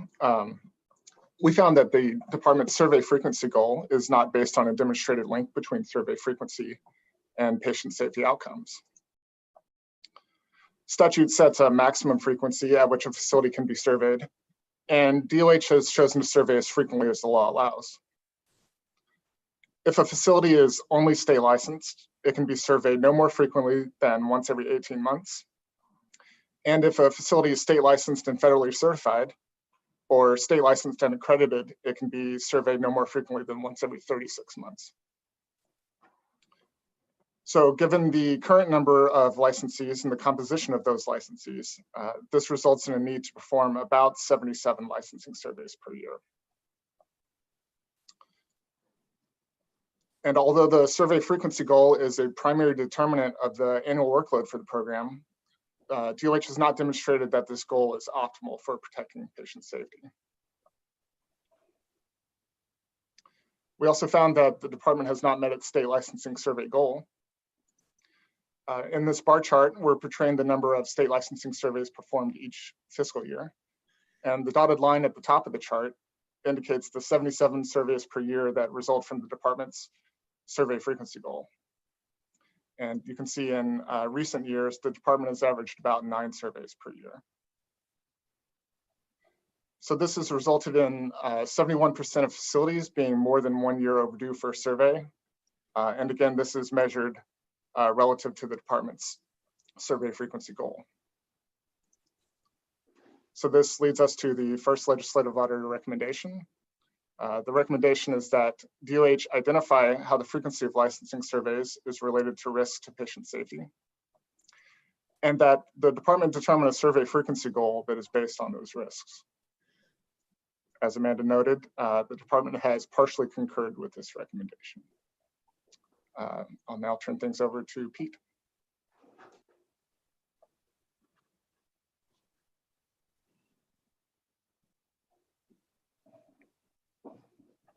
To employ more inspection staff and to increase survey capacity, in 2019, the Department of Health raised licensing fees by between 170% and 263%. The department estimated it would require 2.1 inspector FTE to meet its goal of performing the approximately 75 to 80 state licensing surveys per year. However, our review of fiscal year 13 through 19 data suggests that this staffing level would have capacity for performing approximately 50 surveys per year, below the department's goal. In 2020, the department increased inspector staffing to 3 FTE, and this is above the level assumed when the department set fees in 2019. And while DOH could meet its survey frequency goal with the staffing level, the additional costs of the staff would mean that estimated program costs would exceed the projected licensing fee revenue. And at this spending level, the Department of Health risks not complying with the statutory requirement that it set fees at a level that covers program costs, and violating its own policy to maintain a reserve fund balance of 3 months of operating expenses. It can mitigate these risks by reducing survey frequency, reducing the time it takes to perform surveys, increasing license fees, or some combination of these 3 options. But statute does prohibit the department from increasing license fees until July 2021. This leads to the second legislative auditor recommendation. Oh, just one second, Pete. Senator Hasegawa, I think you have a question. Yeah, thanks, Mr. Chair. I'm just curious, what's involved with the survey? I mean, is it not just going to a site and going down a checklist and making sure everything's checked off? Senator, the report does discuss a little bit more detail about the components of a survey. It does require an on-site visit. It requires some pre-site pre-site visit audit work by department staff, which is reviewing the records of a past survey, reviewing other data that's available about the facility. The on-site portion generally requires 1 to 2 days on site, involves a physical inspection of the facility. It involves meeting with facility staff, and it involves review of patient and staff records as well. After the on-site portion of the visit, staff return to the office where they begin the post-visit work, which involves writing a statement of deficiency, essentially the audit report or the survey report of the findings of the on-site portion. That statement of deficiencies is sent to the facility, which then has a given amount of time to respond with a plan of correction. The process, the audit found that the process is similar in content and time between the state and federal survey processes. Okay. Representative Fye had a question. Thank you, Mr. Chair. So I'm trying to reconcile a couple of contradictory things here. The work is very important that it be done, and that people using those facilities have some more certainty that the necessary review by the Department of Health takes place. And we're basically identifying that they haven't complied with the policy on the reserve fund and setting fees, but somehow we're responsible because we said they couldn't raise them. So I'm trying to reconcile those things. Representative, the prohibition on fee increases was enacted 2 years ago and covers the 2019 through 2021 biennium. This slide here lists the options that would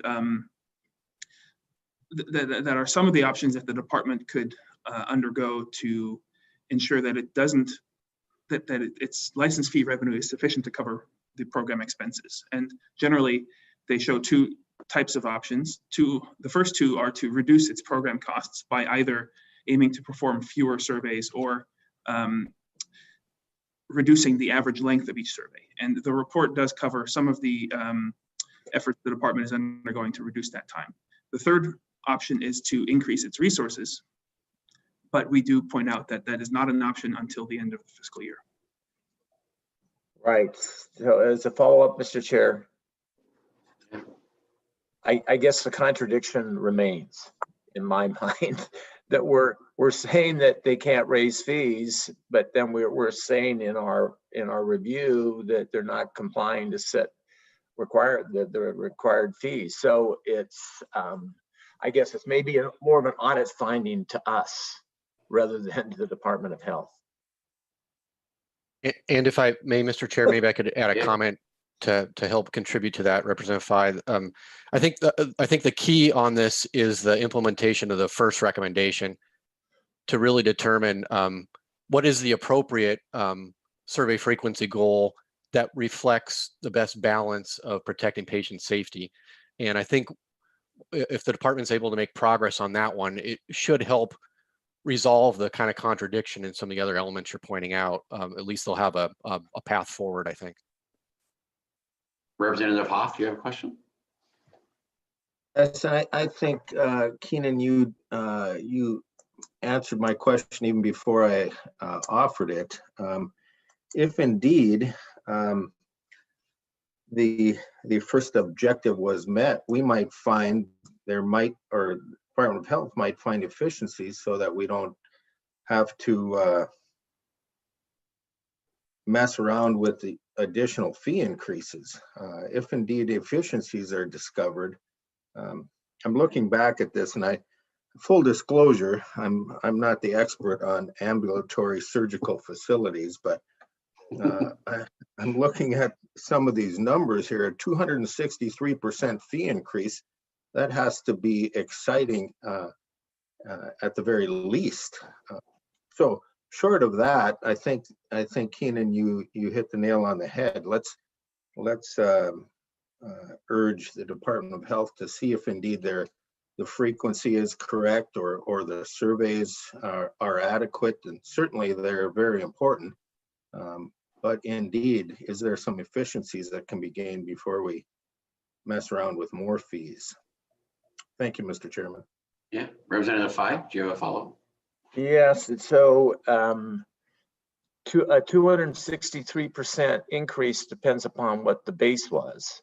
So can staff give me an idea of how much money we're talking about in terms of a fee? I mean, it makes a difference if it's a $50 fee increase to a facility or if it's a $500,000 fee increase. So I don't have a context for that. Pete, I have the figures pulled up if you would like me to respond. Yeah, please go ahead, Amanda.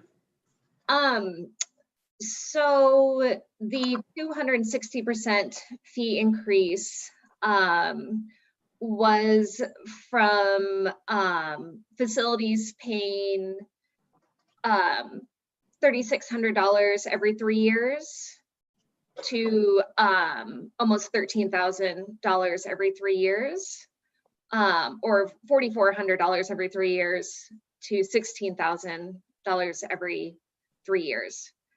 So that was the magnitude of the percent increase.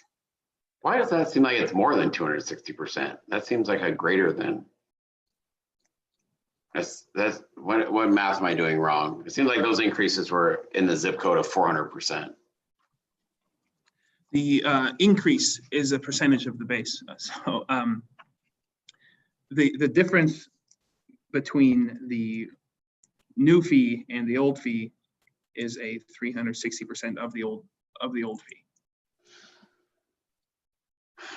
Okay, got it. Representative Fye, go ahead. Yes, thank you. Sorry to persist on this, but I think it also is important to understand what the revenues are for these facilities too, to get a context about what level of burden this is. So if staff can provide me some information about how this relates to their overall revenues and cost of doing business, because again, it depends upon how big an operation this is and whether it's a big cost driver or not. And can I ask, Amanda, because obviously a lot of these are getting regulated by the federal government as well. So how does those work when they get inspected by the feds? Is there a fee payment for that, or is that just done by the federal government, or how does it work? It is just completed by the federal government. For if a facility wants to be able to bill for Medicare or Medicaid services, they need to be certified by CMS. And how the fees for the ambulatory surgical facilities are scaled is facilities that are CMS certified or accredited by a private accrediting organization do pay a lower fee than facilities that are only state licensed, and which entails the Department of Health survey those facilities more frequently. Got it. But Senator, the feds do pay for the federal certification. And do they do that? I know our law says if you can't do it more than every 3 years if they're being inspected by the feds. So the feds do it annually. Is that their procedure, or what's their procedure? Go ahead, Pete. Sorry. The federal government has a different frequency requirement for the CMS inspection program, and simply put, for those facilities that are being inspected by the Department of Health, the department is required to inspect 25% of those facilities per year, and ensure that no more than 6 years go by without for any one facility between inspections. So it works out roughly once every 4 years for the federal inspections. Okay, got it. Okay. So to move on, that discussion about the policy options and the department's program costs leads to the second legislative auditor's recommendation.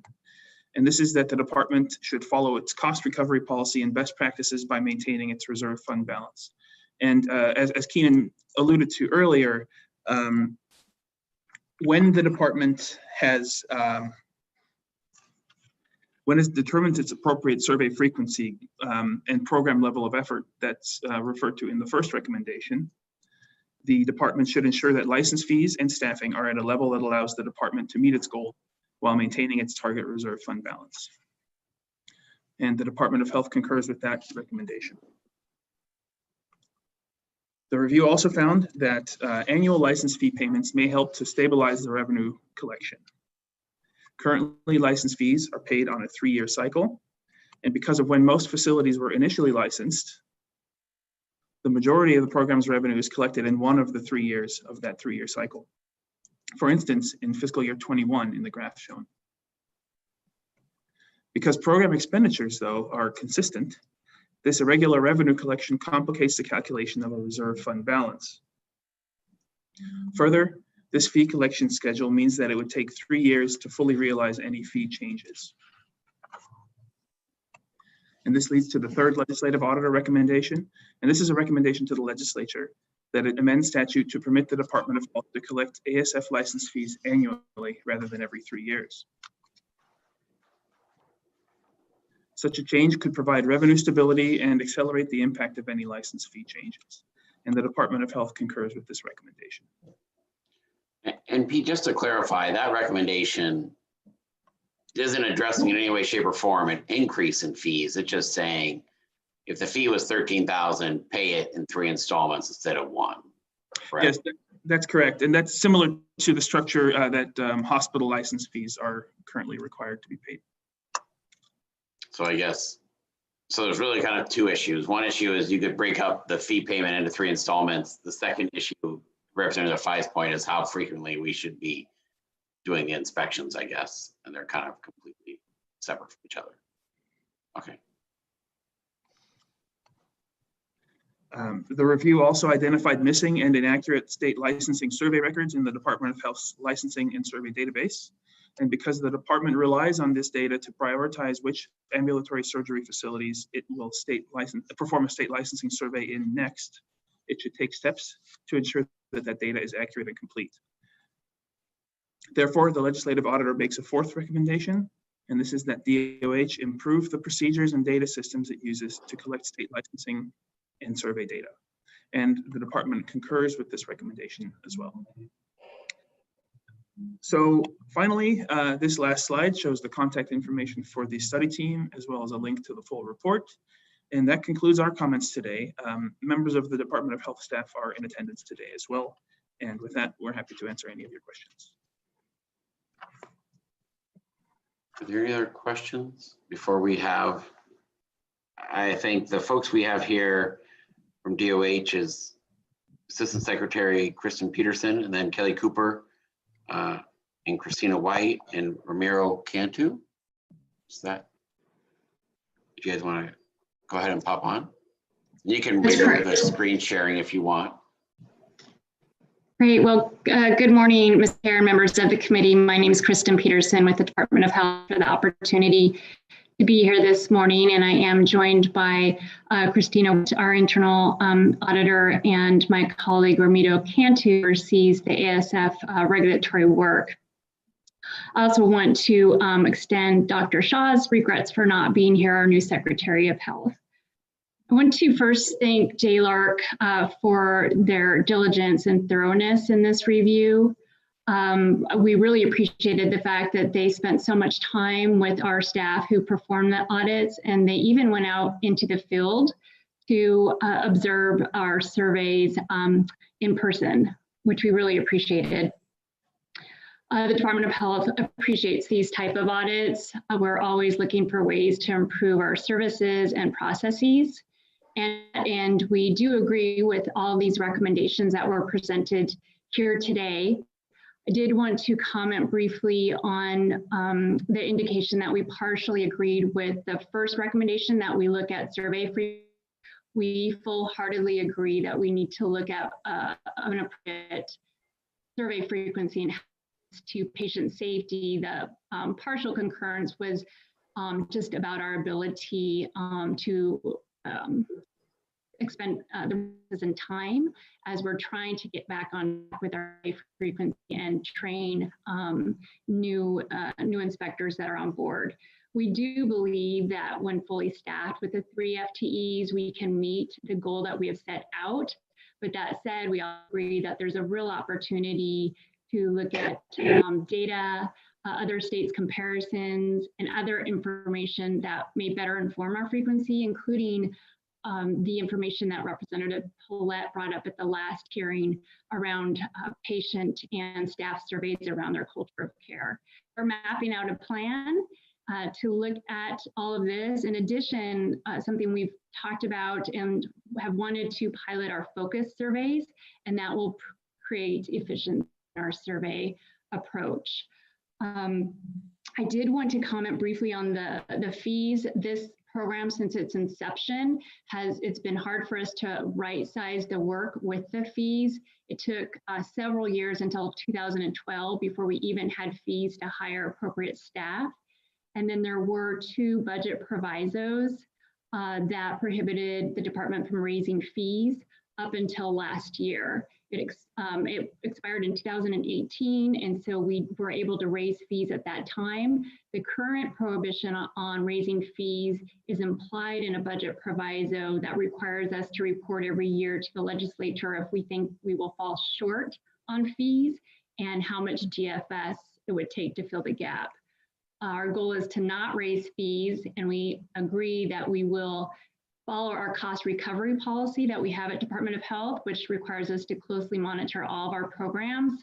And if it looks like we will not cost recover within 6 years, we will embark on a fee increase. So with that, I'm happy to answer any questions. All right. Questions for Kristen? So in terms of, I guess, let's go to Representative Paulette first. Representative Paulette.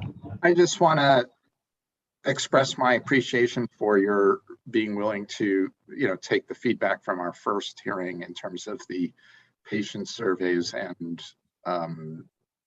efficacy of making sure that we reduce return visits and hospitalizations, et cetera.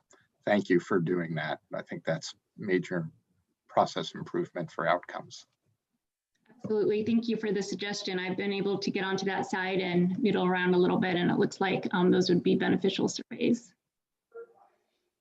And I guess Assistant Secretary Peterson, I know this is a hard question to answer, but do you have, if you were to do your ideal inspection schedule, do you think it would lead to a big change in how frequently you're inspecting the ambulatory surgical centers, or do you, or what's your gut reaction, I guess? Yeah, I think that's a really good question, in part because we haven't been meeting our survey frequency. And that said, we promptly respond, we assess and respond to any complaints that we get around patient safety. And so we are able to address patient safety concerns in that way. And so, we have been on this path following the prior law as it was written, and trying to be consistent with how we survey hospitals. So to your response, my gut reaction is there may be some opportunity to look at our current frequency schedule. Okay. Are there any other questions for Department of Health before we, if not, then I would entertain a motion to approve for distribution the final report. Moved. It's been moved by Representative Kildoff. Second. Second. Okay. And with that, I think Jaylard staff will call the roll. And the motion is to approve distribution of the regulation of ambulatory surgical facilities proposed final report. Thank you. Representative Fye. Aye. Representative Frame. Representative Frame. Senator Hasagawa. Aye. Representative Hoff, Aye. Representative Kilduff, Aye. Representative Kraft, Representative Kraft, Senator Mullet, Aye. Representative Orcutt, Aye. Representative Paulette, Aye. Senator Saldana, Aye. Senator Short, Aye. I know Representative Frame got on as well. Oh, we haven't gotten there yet. Never mind. I can go back. Representative Frame. Representative Frame votes aye. Thank you, Mr. Chair. Thank you. Representative Stokesbury, Senator Taco, Aye. Senator Wagoner, and Senator Wilson. Aye. I think we have 12 ayes, so the motion carries. All right, excellent. Okay, thank you very much, everybody. Appreciate it. Our last and final segment for this is the proposed study question impact fee deferral programs. I think it's going to be Jennifer and Ashley.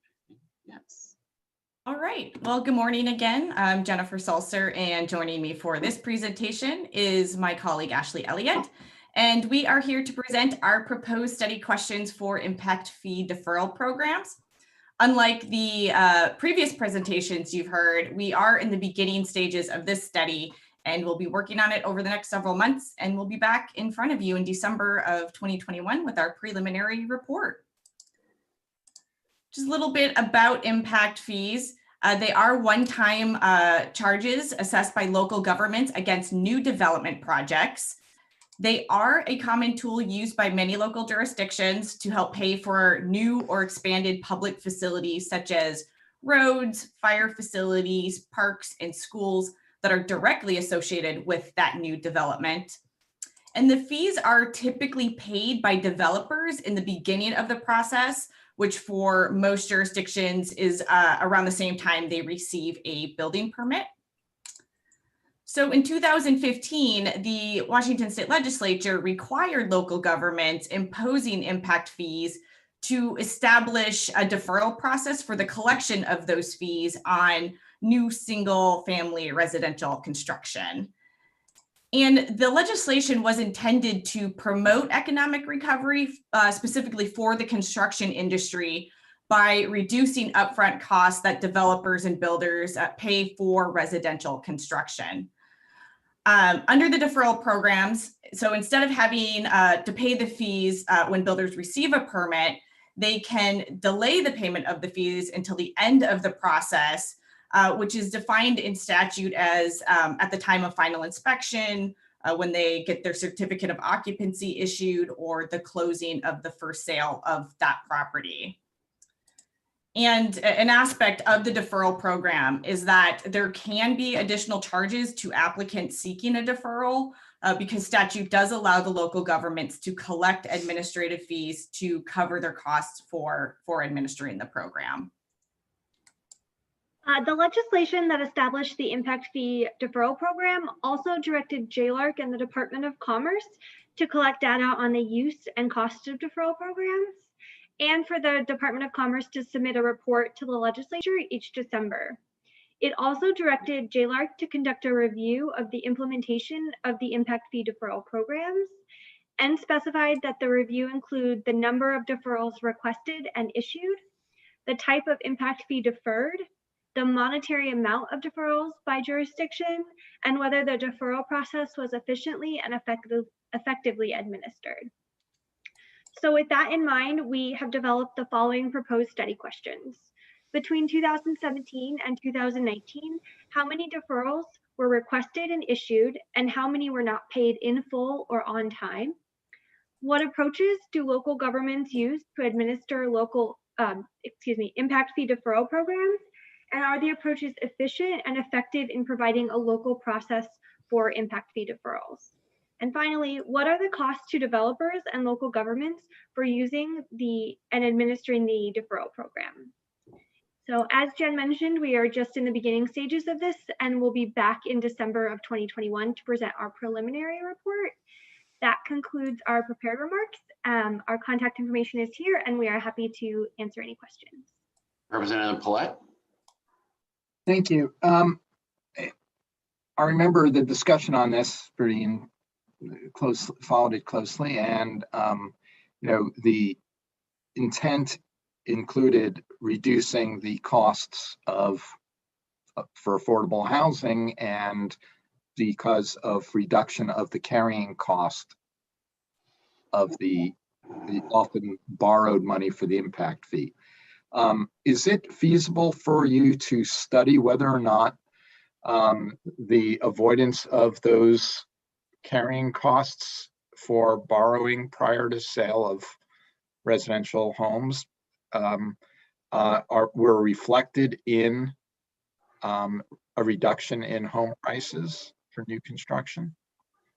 So we'll see if we can get at that question to see what the data is available. One of the questions that we are trying to ask are the costs incurred by the developers. What are they paying? Are they having to take a higher interest rate to cover these fees? And does that ultimately get passed on to the cost of the house? So those are questions that we will be asking, and I don't have a good sense of what that will look like at the end, but hopefully we'll have a better answer for you.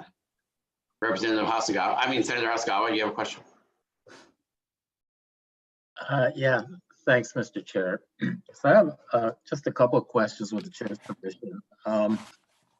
So you said that the program or the study was intended, the impact fee deferral program was intended to promote economic recovery in 2015.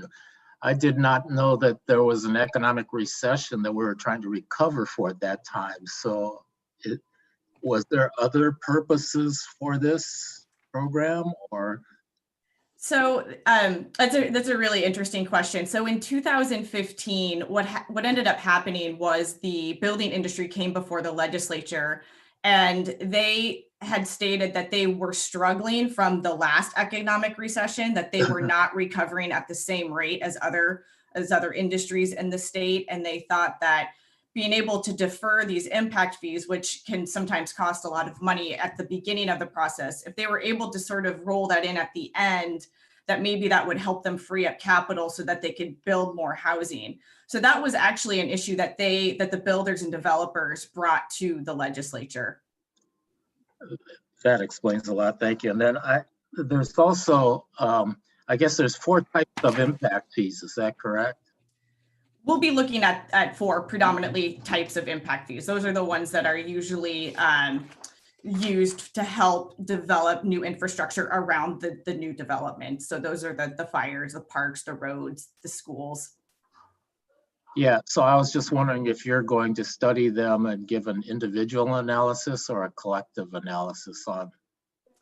If the data is available, we'll hopefully be able to give an individual analysis on how many, like what jurisdictions collect school impact fees, and of those, how many were deferred, and what does that look like, and what are the costs associated with that. So we hope to be able to do that if we have good solid data to report out on.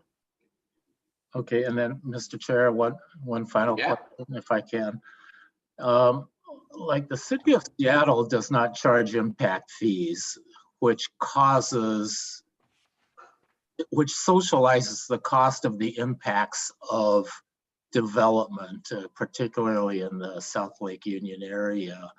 And I was just wondering if I'm trying to figure out how to frame the question, because in those areas where they do charge impact fees, but those fees are deferred, does that have an equitable or an equity impact in, okay, let me figure out how to say that. So in Seattle, based on the fact that the costs of the development are generally socialized and not borne by the developers, that requires lower income areas to be required to pay the cost of that development. So I'm trying to figure out, is there a way to do an equity analysis on the impact of impact fees on gentrification and displacement? based So- on the study that you're doing? Yeah, probably not on this study. That the sort of the study of impact fees themselves and why jurisdictions do or do not collect impact fees or have decided to not collect impact fees if they're not required to. That's probably a different study. The way the mandate was written for this particular study was really specific to the deferrals and actually kind of prescriptive to the types of questions that it wanted us to answer that was related to the deferral. So that might be a different study in the future. Okay, thank you. And Senator Short, I think you had a question. If you guys can split, you can stop screen sharing too, so everyone can see the. Senator Short, go ahead. So, yeah, thank you, Mr. Chair. Appreciate it. And if you could give me a sense, so I know obviously you'll be talking to the entities that have to approve the deferrals. Are you also going to be talking to the builders to see, you know, did this system allow the development of the housing that the bill intended, you know, when it was put forward? Are you going to be looking at that, or is that outside the scope? No, I mean, our goal is to talk to jurisdictions and builders who have been using it and builders who've never used it, and to get a sense of, you know, why is it being used in some jurisdictions and maybe not in others? How has it helped them, or maybe it hasn't?